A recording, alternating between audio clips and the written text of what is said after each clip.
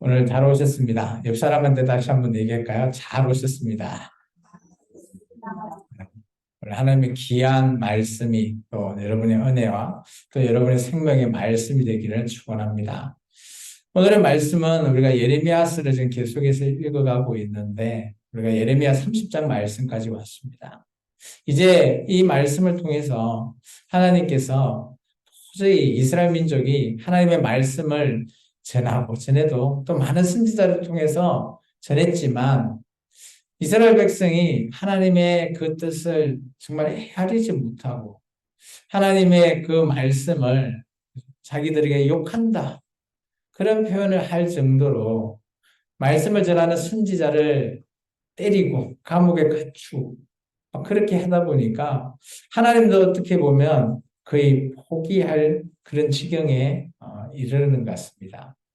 우리가 좀 전에 하나님께서 우리가 그 여호와께 돌아가자 찬양을 우리가 했는데 하나님의 마음은 그런 것 같아요. 우리가 언젠가는 하나님 앞에 돌아오는 그날을 하나님은 기다리고 계시는 거죠. 오래 기다리고 계시는 거죠. 그런데 그 기다리는 게 영원히 기다리시는 게 아니라는 것을 우리는 꼭 기억해야 될 줄 믿습니다. 하나님은 우리에게 오래 참으시고 오래 기다리시기는 하지만 그것을 끝까지 기다려 주신다? 그렇지 않다라는 사실입니다. 우리가 교회에 나오면 구원이 우리에게 언제나 항상 함께한다. 우리는 말씀을 받고 그 말씀 속에서 살아갑니다. 그렇기 때문에 우리에게 그게 삶 소망이고, 그죠? 또한 우리에게 은혜가 되는 거죠. 그런데 오해는 하지 않았으면 좋겠습니다. 교회 나와서 예배드리고 말씀을 받는 것, 그것을 통해서 우리가 영원한 구원이 우리에게 확신되어 있고 확정되어 있다? 그거에 대해서는 제가 여러분에게 확답을 줄 수가 없습니다. 구원은 성경을 보면 하나님과 여러분 각자와의 1대1의 구원에 이르는 것을 얘기하고 있습니다. 그렇기 때문에 제가 아무리 하나님 앞에 믿음이 좋고 구원받는 자더라도 저를 통해서 우리 자식들이 예수 믿지 않는데 구원에 이른다? 그건 확신할 수 없다라는 겁니다. 그렇기 때문에 우리가 하나님의 말씀을 지금 이 시간 받아야 될 이유도 바로 여기 있다라고 저는 생각합니다. 오늘 말씀의 제목은 끝날에 너희가 깨달으리라. 그 끝날이 언제인가요? 저는 첫 번째 이 끝날에 대해서는 우리가 이 땅에서 마지막 숨을 내뱉었을 때가 끝날이라고 봅니다. 그때 우리는 주님 앞에 서게 될 그날이 있는 거죠. 그래서 우리의 삶의 그 끝날은 어떻게 보면 암울한 끝날일 수도 있고요. 또 다르게 생각하면 주님을 만나기 때문에 기쁜 또 그런 날이 될 수 있습니다. 근데 여기서 말하고 있는 끝날이라는 것은 그렇지 않습니다. 예레미야 30장의 끝날은 이스라엘 민족이 바벨론 포로가 끝나게 될 그때의 끝날을 말하고 있습니다.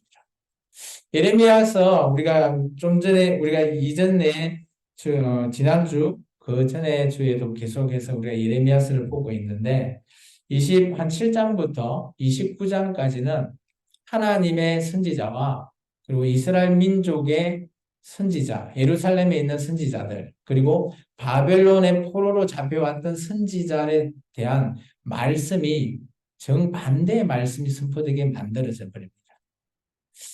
비교가 되는 거죠. 하나님이 진정 원했던 말씀과 그리고 하나님이 보내지 않았던 거짓 선지자들의 말씀이 완전히 반대의 얘기를 하고 있습니다. 그래서 제가 계속해서 한 2, 3주 전부터 오늘날 우리 시대로 따지면 가짜 뉴스라는 이 말씀을 우리가 어떻게 분별해야 되나 분별에 대해서 계속해서 제가 여러분에게 말을 하고 있습니다. 우리가 이 땅에서 지금도 마찬가지죠. 우리가 TV를 크거나 인터넷을 보거나 그죠? 너튜브로 하는 동영상 그 프로그램을 우리가 볼 때 어마어마한 많은 말씀이 우리가 접해볼 수 있어요. 그런데 그 말씀의 홍수 속에서도 우리에게 정말 딱 맞는 적당한 말씀을 찾는다라는 것, 분별한다라는 것이 쉽지 않다라는 겁니다. 오늘 예레미야 30장에는 우리가 좀 전에 읽었던 마지막 24절 내 보시면 끝날에 내가 그것을 깨닫는다는 거다. 여기서 그것이 뭐냐? 그것이 우리가 좀 전에 읽어봐야 되는데 2절에 나오는 말씀이죠. 우리 1절에서부터 3절의 말씀을 같이 한번 읽어볼까요? 여호와께로부터 말씀이 예레미야에게 임하여 이르시니라. 이스라엘 하나님 여호와께서 이와 같이 말씀하여 이르시기를 내가 내게 일러준 모든 말을 책에 기록하라. 여호와의 말씀이니라. 보라, 내가 내 백성이 이스라엘과 유다의 포로를 돌아가게 할 날이 오리니 내가 그들을 그 조상에게 준 땅으로 돌아오게 할 것이니 그들이 그 땅을 차지하리라. 여호와께서 말씀하시니라. 여기 24절에 나오는 그것이 바로 2절에 나오는 하나님이 일러준 모든 말, 그것을 말합니다. 그것을 어디에 기록해라고요? 책에 기록하라. 지금 같으면 우리가 지금 보고 있는 이 성경책, 이것을 말하고 있는 거죠.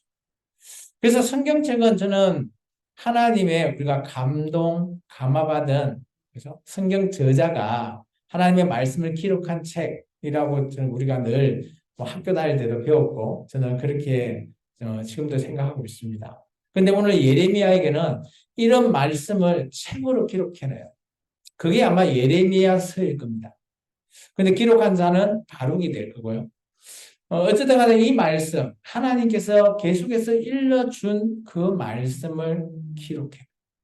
근데 그 말씀의 전체 핵심 요약한 것이 3절입니다. 뭔가요? 이제 이들이 바벨론 땅으로 잡혀간 그 포로들, 언젠가는 돌아오게 할 날이 있고, 그리고 그 사람들이 여기 보면 3절 중반에 보면 그 조상에게 준 땅, 그거 어디죠? 가나안 땅이죠. 정확히 찍으면 아마 예루살렘을 가리킬 겁니다. 이 예루살렘으로 내가 돌아오게 할 것이라고 하나님께서 말씀하고 계세요. 예레미야 30장을 통해서 하나님의 말씀은 한 9가지 정도 말씀을 하고 있습니다. 근데 이 9가지의 말씀은 그 당시 많은 선지자들의 말씀과 정반대의 말씀을 계속해서 하고 있습니다. 그래서 하나님이 얼마나 답답하면 야, 그냥 아예 책으로 만들어.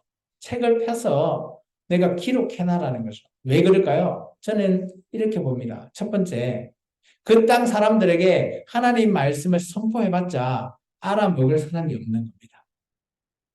그 아무리 좋은 말을 쓰든, 뭐 아니면 좀 뭐 화가 난 것처럼 막 고함치고 하나님 말씀이라고 들으라고 했지만 그 당시 백성들은 이 말을 들으려고 하지 않는다라는 거죠. 그러다 보니까 차선책으로 하나님께서 그러면 내 이 백성 포기해야 되겠다라고 생각할 수도 있을 겁니다. 저라면요. 근데 하나님은 그러시는 않으시겠죠. 그러면서 차선책으로 하나님의 이 말을 기록해놔라는 거죠. 보관해놔라는 거죠. 그래서 책으로 만들어 놓으면 언젠가는 이들 후예가 이 책을 보게 될 거고 그 자들이 이 말씀을 보고 언젠가는 깨닫는 날이 있을 거라는 겁니다. 대표적으로 아마 이 말씀 예레미야서를 찾고 열심히 읽어서 깨달은 자가 성경에 또 한 명 나옵니다. 누굽니까? 바로 다니엘입니다. 포로 1차 포로로 잡혀갔던 다니엘이 이 예레미야서를 통해서 70년 기한이 차면 우리가 다시 예루살렘으로 돌아가게 되는구나 깨닫는 거죠. 그래서 하나님은 이 차선책으로 오늘 30장을 통해서 오늘 만든 거죠, 책을. 그러다 보니까 그 깨닫지 못한 예루살렘에 사는 모든 백성들은 아예 깨닫지도 못해요. 왜 그럴까요? 저는 그것이 예레미야 선지자가 말씀을 잘 못 전해서 그렇게 보지 않습니다. 당시 분위기죠. 시대의 분위기가 듣지도 못하게 하고요. 제대로 보지도 못하게 하는 눈을 가리고 귀를 가리는 그런 시대가 바로 이 예레미야 때의 시대입니다. 너무 답답한 시대죠. 암울한 시대입니다. 그런데 그 시대가 예레미야 시대 때만 국한되어 있을까요? 저는 절대 그렇다고 보지 않습니다. 지금 우리 2023년 지금 10월 셋째 주죠. 지금 살아가고 있는 우리 또한 눈이 가려질 때가 있고요. 귀가 막힐 때가 있어요. 쉽게 말하면 저는 이거 당해보지 않았는데, 보이스피싱이라고 많이 들어보셨죠? 여러분의 귀와 눈과 생각까지 아예 갇혀버리게 만듭니다. 그러면서 여러분이 가진 모든 그 경제적인 돈을 다 뺏어가 버리죠. 놀랍지 않습니까? 그들이 어떻게 그렇게 할 수 있을까요? 분별한다라는 게 바로 저는 그렇다고 봐요. 그것이 보이스피싱뿐만 아니라 하나님의 말씀도 마찬가지라고 저는 생각합니다. 물론 지금 우리가 예레미야 30장을 읽고 있는데 이 30장을 읽는 우리 독자인 우리는 이걸 왜 분별 못해? 라고 말할 수는 있습니다. 그리고 우리가 이 말씀을 읽으면 충분히 나는 예레미야 말이 맞구나 라고 그곳에 한 표를 줄 수 있는 그런 우리가 되죠. 그런데 만약 우리가 이 당시의 백성이었다면 그 시대에 살고 있던 사람이었다면 우리는 과연 그렇게 판단했을까요? 쉽지 않다는 거예요. 그렇기 때문에 성경에 기록되는 이 예레미야 30장 말씀이 오늘날 우리 2023년을 살아가고 있는 우리 시대와도 전 동일하다고 봐요. 우리나라 많이 힘들죠. 정치적으로도 힘들고요. 경제적으로도 힘들고요. 백성들만 고생하는 겁니다. 언론이 막아버리면 우리가 아무리 찾으려고 해도 찾을 수가 없어요. 정말 진솔하게 말하고 있는 예레미야, 마치 요즘 시대에 개인 방송하는 자가 이게 하나님의 말씀입니다라고 말하는 것처럼 들려요. 많은 사람은 예레미야 말이 들리지도 않는데도요. 그 말이 가짜라고 매도 당해버립니다. 하나님의 말씀인데 우리가 어떻게 살아가야 할까요? 쉽지 않은 문제입니다. 너무 답답하죠. 그렇지만 하나님이 차선책으로 그러면 내 말을 좀 기록해라라고 합니다. 계속해서 우리 하나님의 말씀을 한번 어떤 말씀을 더 기록되어 있는지 볼까요? 4절에서부터 7절까지입니다. 같이 읽겠습니다. 여호와께서 이스라엘과 유다에 대하여 하신 말씀이 이러하니라. 여호와께서 이와 같이 말씀하시되 우리가 무서워 떠는 자의 소리를 들으니 두려움이요 평안함이 아니로다. 너희는 자식을 해산하는 남자가 있는가 물어보라. 어찌하여 모든 남자가 해산하는 여자같이 손을 자기 허리에 대고 모든 얼굴이 급에 질려 새파래졌는가. 슬프다 그날이여 그와 함께 엄청난 날이 없으리라. 그날은 야곱의 환란의 때가 됩니다. 그러나 그 환란에서 구하여 내면 얻으리로다. 아멘. 하나님의 말씀이 기록되어 있는데 그 말씀을 들은 사람들은 그게 옳다라고 하는 사람들은 이런 반응을 보인다라는 거죠. 5절 이하의 반응. 그 말씀이 무섭다라는 거죠. 두렵고 떨린다라는 겁니다. 우리가 지금 하나님의 귀한 은혜 가운데 지금 교회 시대를 살아가고 있죠. 맞습니까? 이런 은혜가 두렵고 떨림으로 바뀌는 거죠. 최근에 그죠? 하마스라고 하는 그곳에서 이스라엘에 폭탄을 뭐 몇십 발 순간 그 폭탄이 날라오면 그것을 요격하는 미사일 시스템 체계가 있는데 그것을 무력화시켜 버렸습니다. 그 당시 이스라엘에 그런 폭탄을 맞은 사람들은 어떤 반응일까요? 저는 이 5절의 반응이 딱 그런 반응 같아요. 지금 한 2주 정도 지났는데 이제는 반대가 돼버렸어요. 이스라엘이 그 가자지구 하마스가 있다고 가자지구에 어마어마하게 폭탄을 터뜨리죠. 지금 우리가 살아가고 있는 시대가 결코 평안한 시대가 아니라고 저는 보여져요. 요즘 분위기가 어떻습니까? 북한의 분위기가? 북한이 지금 중국과 러시아하고 이렇게 공조되는 분위기가 보여요. 우리나라가 미국과 일본과 공조하다 보니까 북한도 또 맞대응을 하는 거예요. 지금 우리도 결코 전쟁에서 평안하다 말할 수 있는 그런 시대가 아니라고 저는 보여요. 오늘 예레미야가 선포했는데 그들은 편안하다라고 생각한다는 거죠. 왜 그럴까요? 많은 선지자들이 하나님이 이곳 예루살렘에 계시는데 어떤 적이 와도 그들은 우리를 멸망시킬 수 없어. 이런 오해가 가장 크다는 거예요. 쉽게 말하면 이러지 않을까요? 우리나라는 북한이 쳐들어와도 우리가 북한을 이길 수 있어. 왜냐? 미국이 우리 동맹인데 뭐 그렇게 말하는 거와 똑같은 거예요. 안전하다라는 거죠.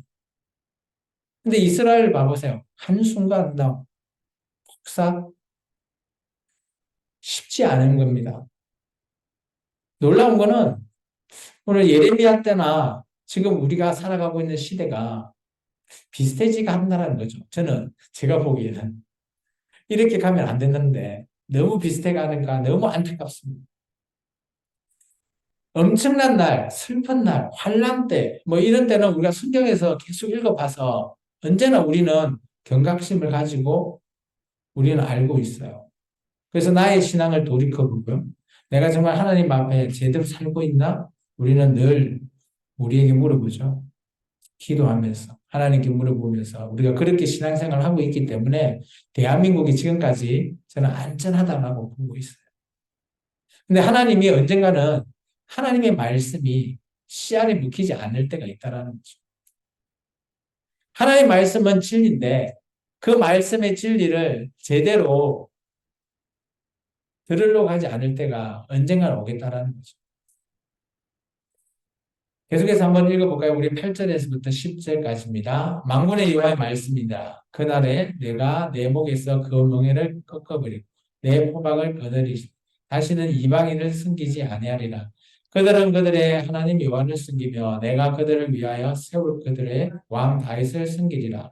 여호와의 말씀이니라. 그러므로 나의 종 야곱아 너는 두려워하지 말라. 이스라엘아 놀라지 말라. 내가 너를 먼 곳에서부터 구원하고 내 자손의 잡혀가 있는 땅에서 구원하리니 야곱이 돌아와서 태평과 안락을 누릴 것이며 두렵게 할 자가 없으리라. 아멘. 하나님의 말씀은 진리인 것 같아요. 이 말씀이 그대로 이루어졌단 말입니다. 8절의 말씀, 그날에는 이제 바벨론 포로에서 멍에가 꺾여버릴 날이 있다는 거죠. 그러면서 너희가 언젠가는 하나님, 여호와 하나님만 참신이다라고 하면서 너희가 하나님을 섬기는 그날이 있다라는 거죠.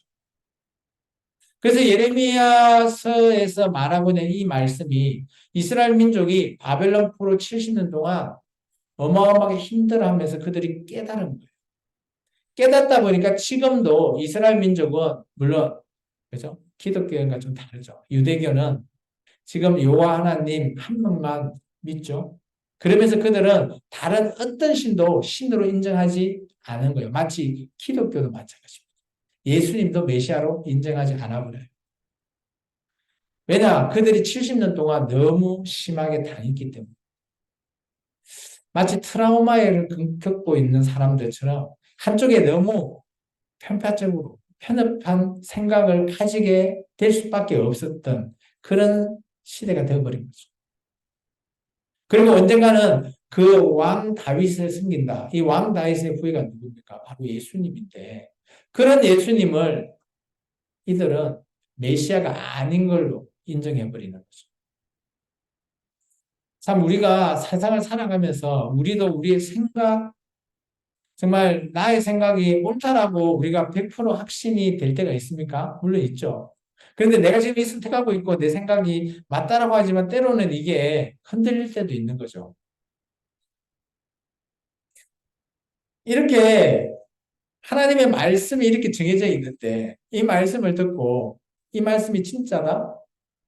라고 생각을 했는데 이게 흔들릴 때가 있거든요. 여러분 성경을 읽으면서 그 성경의 말씀이 정말 100% 확신하십니까? 저는 그렇지 못하거든요. 저도 이 성경을 계속 많이 읽고 하지만 그래도 읽을 때마다 더 난제인 것도 있고요. 읽을 때마다 더 이해가 안 되는 것도 많아요. 그래서 제가 여러분한테 이렇게 말씀을 선포하고는 있지만 정말 제가 100% 확신하게 맞습니다라고 전하지 못하는 이유가 아마 그 때문인 것 같기도 해요. 근데 하나님의 진리의 말씀은 100%인 것은 확신합니다. 제가 받아들이지 못하기 때문이죠. 또한 여러분도 마찬가지인 것 같습니다. 그렇기 때문에 하나님께서 소망을 주시죠.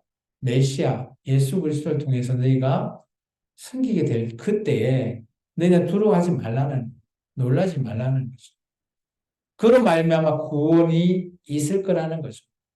지금 우리는 이 말씀이 100% 진짜라는 걸 믿잖아요. 이루어졌다라는 걸 믿잖아요. 예수님 초림하셨으니까. 초림하신 이후에 2000년이라는 시간이 지났지만 그걸 통해 보면 이 예레미야 때의 그 이스라엘 민족은 정말 이렇게 확신하고 믿었던 자는 구원에 이르렀습니다. 지금 우리도 마찬가지라고 봐요. 하나님의 이 진리의 말씀, 성경은 진짜인데 이 성경을 잘못 오해하거나 잘못 해석을 말미암아 지금 유대인처럼 예수님을 메시아로 인정하지 못해버리는 그런 상황이 발생할 수도 있다는 거예요.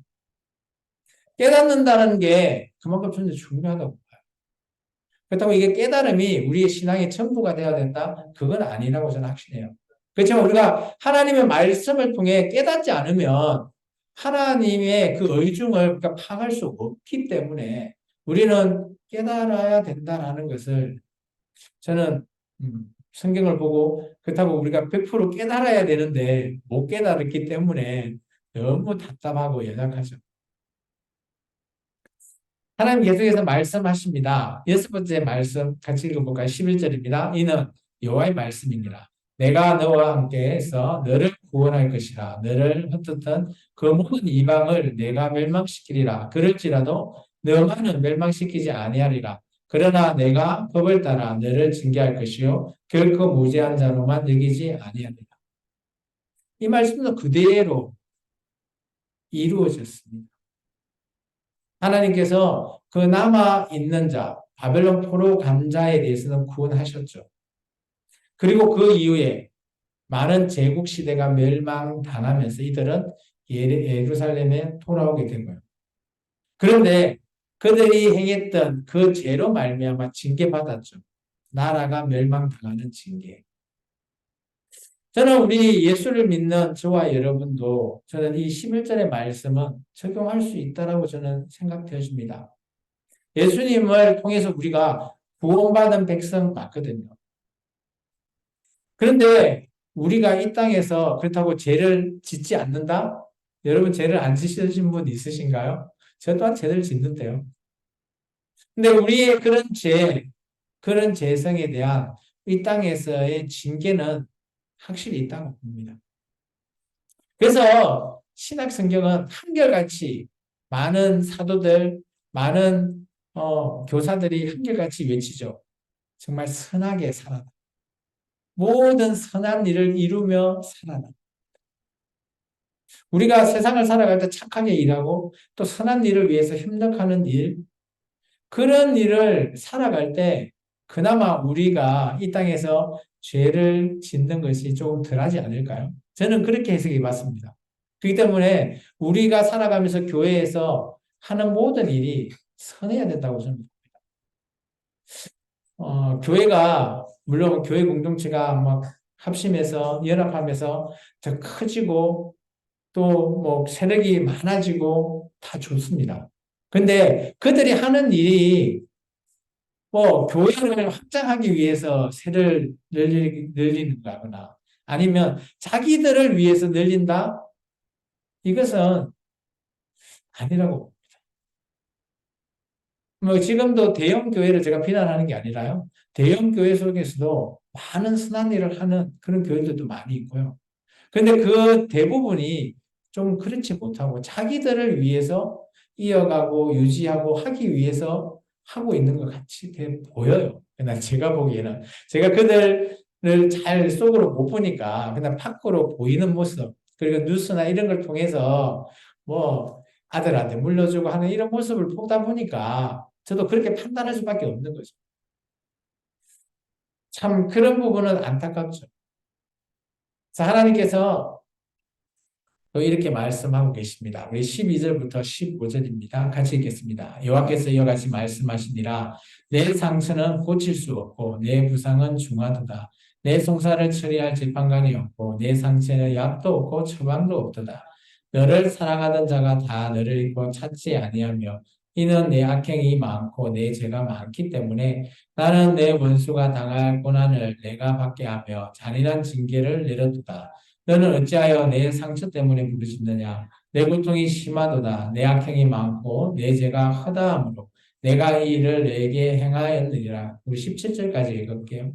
그러므로 너는 너를 먹는 모든 자는 잡아 먹힐 것이며 내 모든 대적은 사로잡혀갈 것이고 너에게 탈취한 자들은 탈취를 당할 것이며 너에게서 노략질한 모든 자는 노랑불이 되리라. 여호와의 말씀이니라. 그들이 쫓겨나는 자함에 시온을 찾는 자가 없은즉 내가 너의 상처로부터 새살이 돋아나게 하여 너를 고쳐주리라.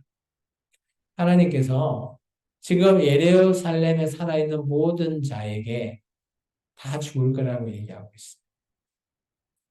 지금 한국교회 다 사라질 거라고 선포한다면 여러분은 어떤 마음일까요? 참, 오늘 우리가 좀 전에 읽었던 이 말이 마치 그런 말씀이에요. 근데 하나님의 계획이 뭔가 하면 17절이에요. 내가 이렇게 죄를 짓고 부패하고 그런 것 때문에 내가 너와 함께 할 수 없어. 따라서 내가 너를 다시 이 상처가 난 이 상처를, 그죠? 상처가 나면 어때요? 이 상처가 색살이 돋을 때까지 기다려야 되잖아요. 마치 그런 것처럼 내가 너희 이 상처난 죄로 말미암아 나는 너희와 함께 할 수 없다. 근데 내가 이 죄가 사라지는 그때, 새살이 돋는 그때를 위해서 내가 너를 고치고 너를 다시 한 번 더 새롭게 나와 함께 할 대상으로 내가 시작하겠다라는 겁니다. 그래서 저는 교회가 그렇게 세워졌다고 봐요. 이스라엘 민족이 지금도 하나님을 잘 알고 있다라고 하지만 그런 이스라엘 민족조차, 그죠? 그들의 하나님의 그 뜻을 잘못 지금 오해하고 있을 수도 있다고 저는 봐요. 그래서 예수님이 베드로에게 반석 위에 교회를 세우겠다라는 하는 이 교회가 지금 저와 여러분이 지금 2023년까지 교회라는 존재로 지금 세워져 있는 거예요. 그럼 이 교회는 마치 그 죄에서 새살이 돋는 그 상처에서 나음을 받은 그곳을 교회라고 적용해봐도 충분히 저는 생각되어집니다. 우리를 고쳐주기 위해서 교회가 있는 거고요. 우리가 새롭게 시작할 하나님의 그 뜻이 교회에서 이루어지기를 하나님이 원하신다라는 거죠. 그래서 예수 그리스도를 이 땅에 보내시고 오늘 십자가에서 죽으신 이유가 바로 그것이죠. 우리가 상처가 나고 하면 그대로 내버려 두면 어떻게 됩니까? 그냥 그거로 인해서 감염되고 죽을 수밖에 없잖아요. 사라져버려요. 근데 이 상처를 아프지만 제거하고 약 발라주고 하면서 새살이 돋으면 다시 시작할 수 있는 겁니다. 오늘날 교회가 바로 그런 존재라고 저는 보여져요. 근데 너무 암울한 거는 우리 요한계시록에까지 말씀을 읽어보면 언젠가는 교회가 사라질 그때가 온다라는 거예요. 점점점 하나님이 원하는 교회는 사라지고 계시록의 말에 의하면 적 그리스도가 서게 될 그날이 온다라는 겁니다. 우리가 그날이 지금 이때가 아니기를 여러분 다행이라고 생각하십시오. 지금은 아닌 것 같아요. 제가 아무리 읽어봐도. 계속해서 하나님께서 말씀하십니다. 우리 18절부터 22절까지 같이 읽어볼까요? 하나님께서 그래도 또 소망을 주십니다. 같이 읽습니다. 여호와께서 말씀하시느니라. 보라 내가 야곱의 장막의 포로들을 돌아오게 할 것이고 그 거처들의 사랑을 베풀 것이라. 성읍은 그 벼가 된 언덕 위에 건축될 것이요 그 모르는 규정에 따라 사람이 살게 되리라. 그들에게 감사하는 소리가 나오고 즐거워하는 자들의 소리가 나오리라. 내가 그들을 번성하게 하리니 그들의 수가 줄어들지 아니하겠고 내가 그들을 존귀하게 하리니 그들은 비천하여지지 아니하리라. 그의 자손은 예전과 같겠고 그 회중은 내 앞에 굳게 설 것이며 그를 압박하는 모든 사람은 내가 다 벌하리라. 그의 영도자들은 그들 중에 나올 것이라. 그 통치자들도 그들 중에 나오리라. 내가 그를 가까이 오게 하리니 그가 내게 가까이 오리라. 참으로 담대한 마음으로 내게 가까이 올 자가 누구냐? 여호와의 말씀이니라. 너희는 내 백성이 되겠고 나는 너희들의 하나님이 되리라. 아멘. 여기까지요. 하나님께서 소망을 주시죠. 언대자는 21절에 보면 영도자, 뭐, 이 통치자를 가리킵니다. 지도자. 통치자는 지도자죠. 똑같은 그런 의미죠. 영도자는 왕으로서의 지도. 통치자는 종교 이런 지도자, 이런 것을 얘기합니다. 언젠가는 그렇게 가까이 올 자가 있죠. 예레미야 시대 때 말하고 있는 계시의 말씀이죠. 누구십니까? 바로 저는 예수님이라고 봅니다. 그리고 오늘 22절의 말씀은 하나님의 어떻게 보면 가장 공식적인 문구가 아닐까 저는 생각되십니다. 우리 22절 말씀 같이 한번 읽어볼까요? 너희는 내 백성이 되겠고 나는 너희들의 하나님이 되리라. 이게 가장 처음에 쓰여졌던 성경이 언제인 줄 아십니까? 출애굽기 때입니다. 출애굽기 때 그죠? 모세 앞에서 얘기하잖아요. 이제 그 이집트에서 탈출할 그 많은 하나님의 백성을 이렇게 이끌어내야 되는데 힘들다 보니까 하나님께서 얘기하시는 거죠. 그러면서 10가지 재앙을 할 때마다 그들이 깨달을 때마다 이런 말씀으로 함께 하셨어요. 그러면서 마침 시내산에 가서 언약을 맺을 때 그 뜻이 이루어지는 거죠. 너는 내 소유가 되고 제사장의 나라가 되고 거룩한 백성이 된다. 이 백성, 그걸 하나님이 꿈꾸는 그런 백성을 꿈꾸었거든. 근데 그것을 하나님이 지금도 기억하고 계세요. 출애굽부터 이 예레미야 시대까지는 못해도 좋기 한 800년 그 정도 보통 시기를 봅니다. 하나님은 그렇게 오랫도록 기억하시는 분이에요. 지금 이 교회에서 예배하고 있는 여러분 한 명 한 명을 하나님이 그렇게 기억하고 계신다면 우리는 이 땅을 떠날 언젠 그날이 슬프가 암울한 날이 아니라 기쁨의 날이 되지 않을까요? 하나님이 우리를 그렇게 기억하고 계시는데 오늘 그런 기억을 받는 저와 여러분이 되기를 축원합니다. 그래서 하나님께서 얘기하십니다. 우리가 좀 전에 읽었던 시작 전에 읽었던 23절과 24절이에요. 하나님의 이게 뜻입니다. 같이 읽습니다. 보라 여호와의 노임이 일어나 폭풍과 해오리 바람처럼 악인의 머리 위에서 해오리 칠 것이라. 여호와의 진노는 그의 마음에 뜻한 말을 행하여 이루기까지는 돌이키지 아니하느니 너희가 끝날에 그것을 깨달으리라. 하나님이 진노하시고 노여움은 악인에게 항시 이루어지는 것은 맞습니다. 근데 이 악인이 우리는 때로는 오해하고 있죠. 내가 하나님의 백성이니까 나를 대적하는 모든 자가 악인이다. 이렇게 이스라엘 민족도 생각하고 있고요. 지금 저와 여러분도 그렇지 않습니까? 근데 놀라운 거는 반대로 한번 생각해 보십시오. 제가 하나님 편인데 제가 만약 악인이다? 생각도 하고 싶지 않아요.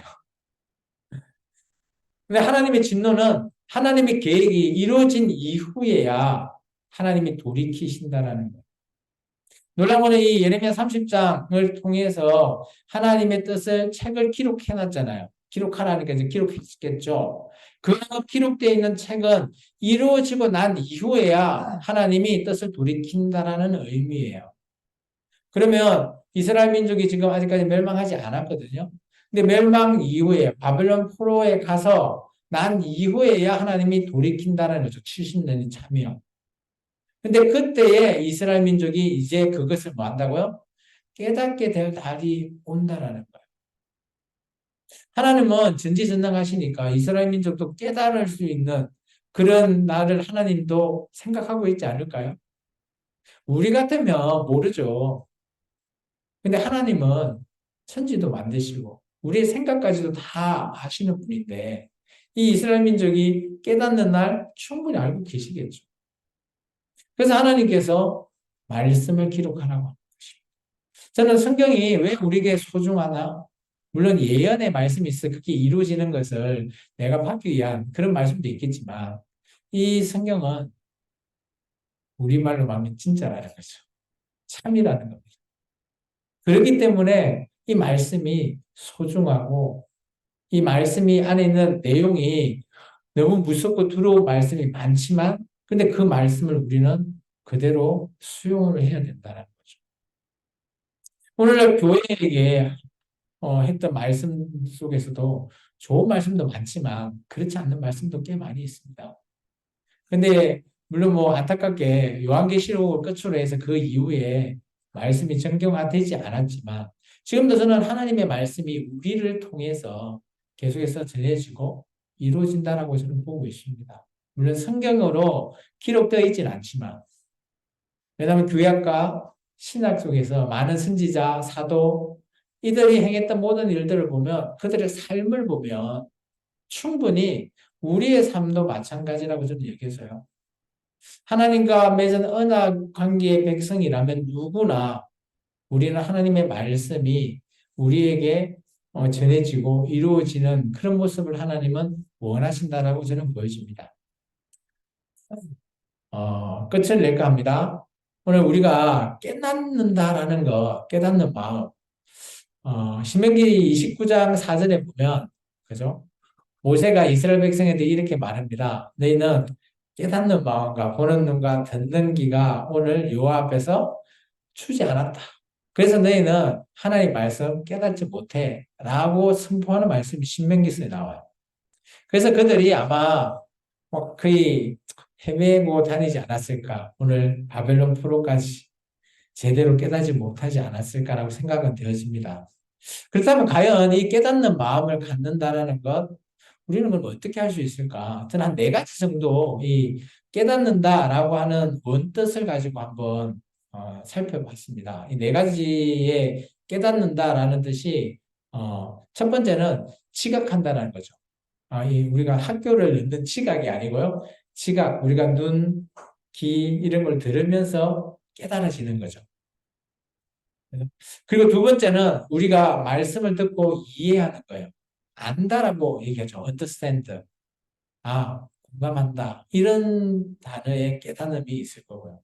세 번째는 분별한다라는 거예요. 이 분별한다는 거 안에는 우리가 생각이 동반된다라는 겁니다. 우리가 오늘 말씀을 봤을 때 생각하지 않는다?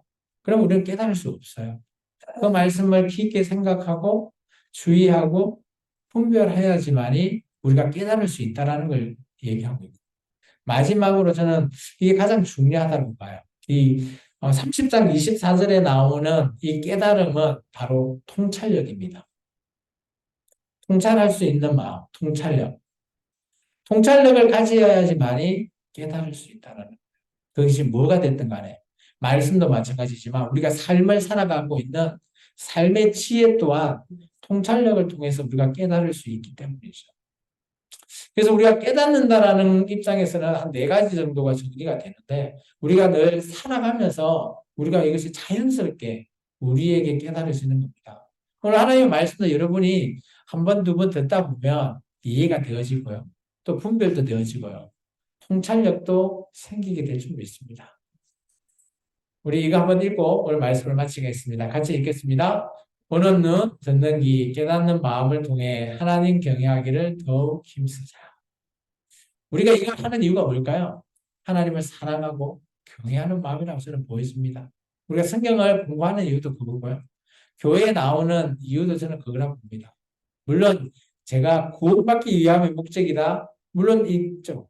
근데 그 구원받기 위함의 목적보다 먼저 앞서야 될 게 하나님을 알고 하나님을 사랑하는 마음이 없으면 나의 구원은 아무짝에 소용없다라고 저는 생각했습니다. 기도하겠습니다. 사랑해 주님 감사합니다. 오늘도 귀한